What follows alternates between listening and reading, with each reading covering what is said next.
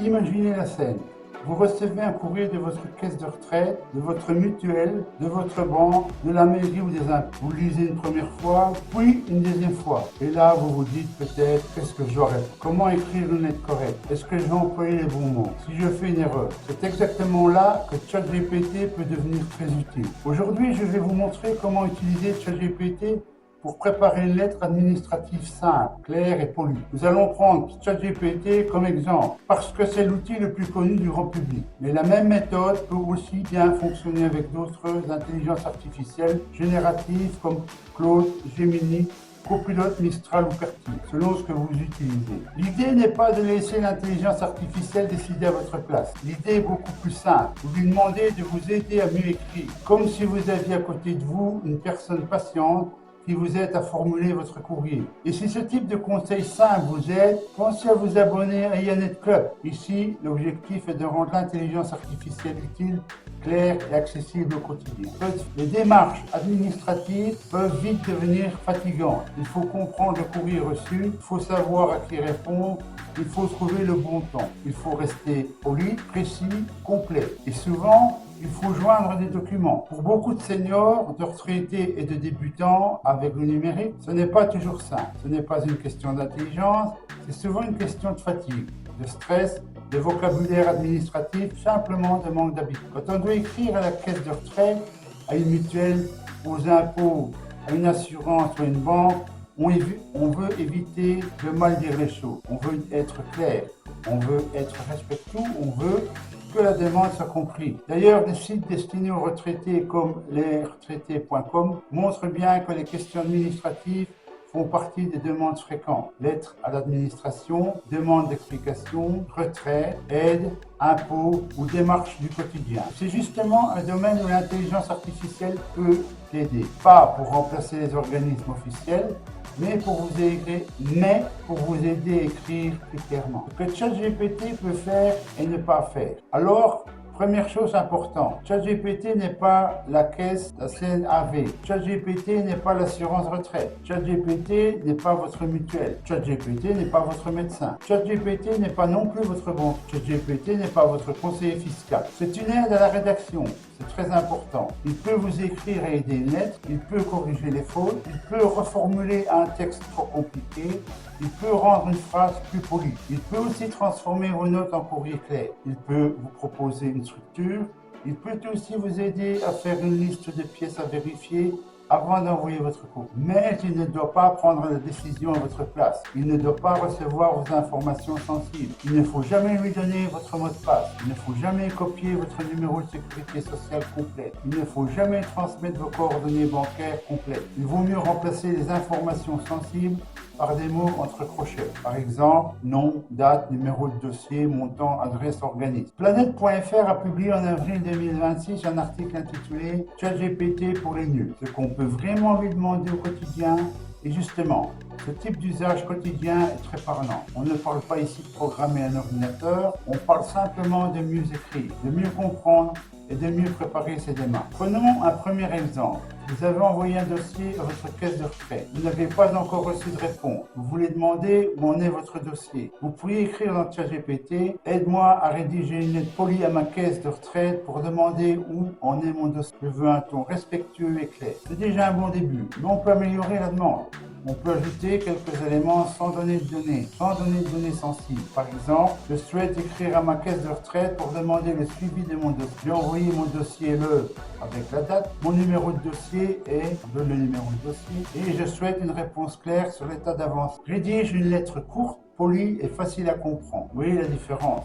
Dans le premier prompt, on demande une lettre générale. Dans le deuxième, on donne un peu plus de contexte. Mais on reste prudent. On ne donne pas son numéro de sécurité sociale complet. On ne donne pas son mot de passe. On ne donne pas d'informations inutiles. ChatGPT peut alors proposer une lettre avec une formule de politesse, un objet, une explication simple, une demande claire et une conclusion respectueuse. Par exemple, il pourrait écrire « Monsieur, Madame », ou Madame, Monsieur, je me permets de vous contacter afin de connaître l'état d'avancement de mon dossier de retraite transmis avec la date. Je vous remercie par avance de bien vouloir m'indiquer si mon dossier est complet ou si des pièces complémentaires sont nécessaires. Ce n'est pas magique, mais c'est propre, c'est poli, c'est clair. Et surtout, cela vous donne une base. Ensuite, vous relisez, corrigez, vous adaptez à votre situation. Et si le dossier est complexe, vous vérifiez sur le site officiel ou auprès d'un conseiller. Deuxième exemple, vous avez payé une consultation, des lunettes, des soins dentaires ou une facture médicale. Vous voulez demander un remboursement à votre mutuelle. Vous pouvez écrire « Aide-moi à demander un remboursement à ma mutuelle ». Voici les éléments à inclure, remplacés par mes informations sans données sensibles. On peut rendre ce prompt plus précis. Par exemple, rédige une lettre simple et polie à ma mutuelle pour demander le remboursement d'une dépense de santé. Je joins une facture et une attestation de paiement. Ne rajoute pas d'informations inventées. Utilise des phrases courtes. Cette phrase est très importante. Ne rajoute pas d'informations inventées. Pourquoi? Parce qu'une IA peut parfois vouloir compléter. Elle peut écrire une phrase qui semble logique, mais qui ne correspond pas exactement à votre situation. Il faut donc lui donner une règle claire. Ne rajoute pas d'informations inventées. Reste factuel. Utilise uniquement les éléments fournis. Vous pouvez aussi lui demander « Fais une liste des pièces justificatives que je devrais vérifier avant d'envoyer ce très utile ». L'intelligence artificielle peut vous rappeler de vérifier la facture, l'attestation de paiement, le numéro d'adhérent, la date le nom du praticien et l'adresse d'un mutuelle. Mais encore une fois, vous devez vérifier vous-même. ChatGPT peut aider à préparer. Il ne remplace pas votre mutuelle, il ne remplace pas votre médecin, il ne remplace pas un professionnel de santé. Si cet exemple vous aide, pensez à vous abonner à Yannet Cup. Je publie des tutoriels simples pour apprendre à utiliser ChatGPT, les intelligences artificielles génératives et le numérique sans. Troisième exemple, vous recevez un avis d'impôt. Vous ne comprenez pas un montant ou vous voulez demander une explication. Dans ce cas, il faut rester calme, poli et factuel. Il ne faut pas écrire sur le coup de la colère. Il vaut mieux demander une clarification. Vous pourriez utiliser ce prompt. Aide-moi à écrire aux impôts pour demander une explication simple sur cet avis. Je veux rester poli et factuel. Vous pouvez aussi écrire transforme mes notes en lettres administratives claires. Ne rajoute pas d'informations inventées. Puis vous ajoutez vos notes. Par exemple, j'ai reçu un avis avec la date. Je ne comprends pas le montant indiqué. Je souhaite demander une explication simple. Je veux savoir si je dois fournir un document complémentaire. L'intelligence artificielle peut alors transformer vos notes en courrier structuré. C'est souvent plus simple que de partir d'une page blanche, car la page blanche, c'est le plus difficile.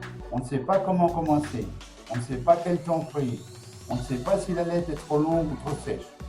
ChatGPT peut vous proposer une première version. Ensuite, vous pouvez lui demander, reformule cette lettre pour qu'elle soit plus claire, plus courte et plus respectueuse, sans changer le sens.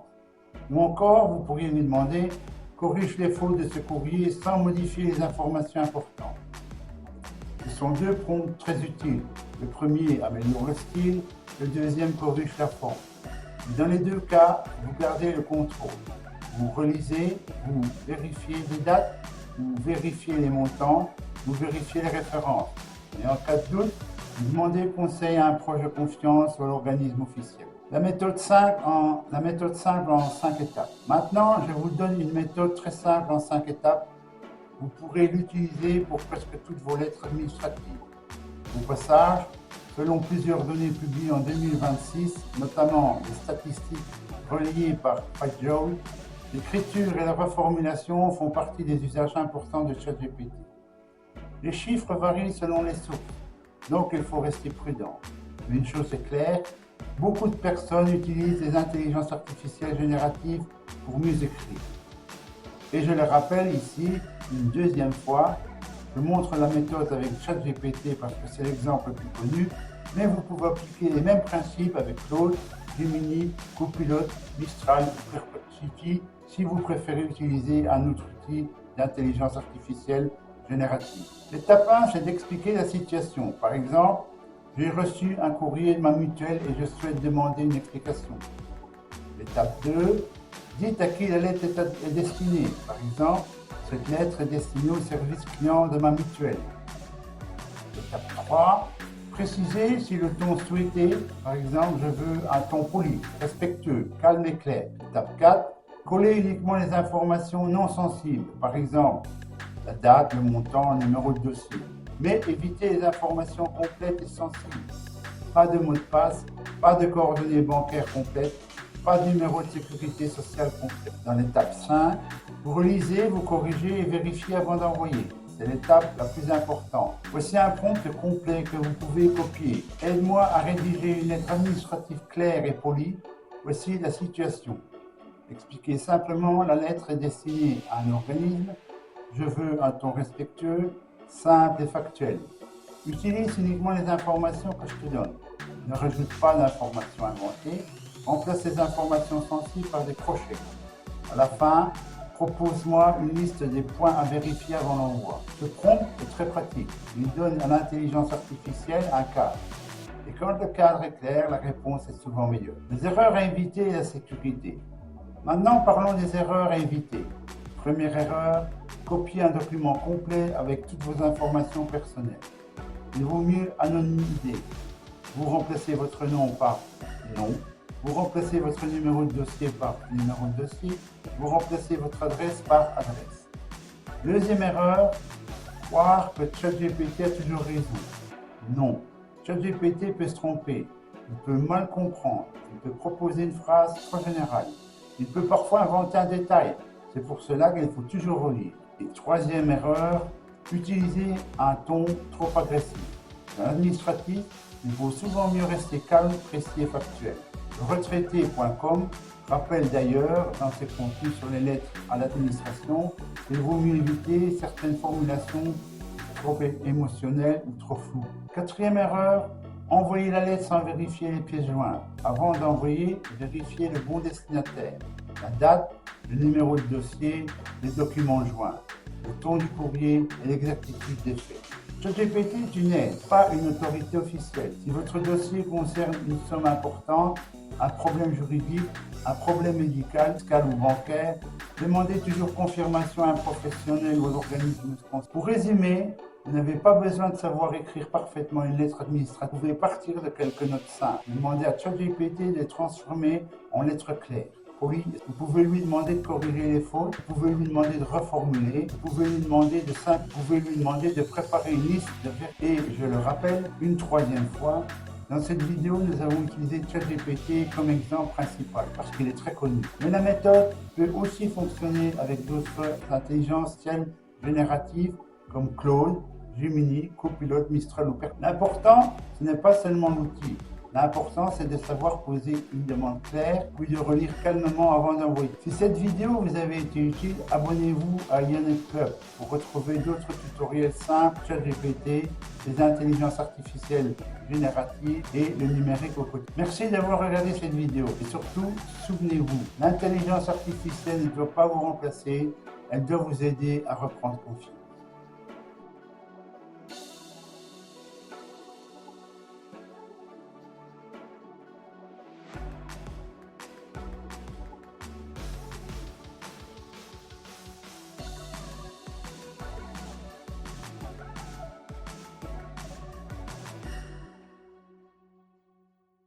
Generate by AI.